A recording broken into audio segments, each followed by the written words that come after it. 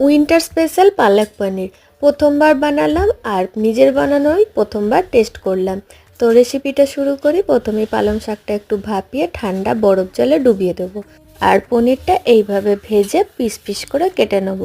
এইভাবে করলে পনিরটা খুব নরম হয়। এবার তেলের মধ্যে রসুন পেঁয়াজ ভাজতে দিয়ে পালং শাকটা পেস্ট করে নিচ্ছি ধনেপাতা আর কাঁচা লঙ্কা দিয়ে।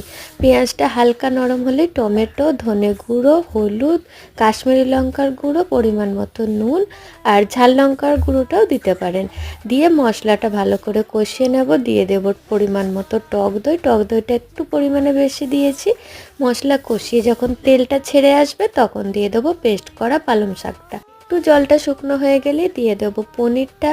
ওপর থেকে একটু কসুরি মেথি, সামান্য একটু গরম মশলা আর একটু টেস্ট মেকার মশলা। এই রান্নার পুরো ডিটেলস জানতে আমার চ্যানেলে বড় ভিডিও আগেই আপলোড করা আছে। রিলেট ভিডিওতে লিংক দিয়ে দেবো, দেখে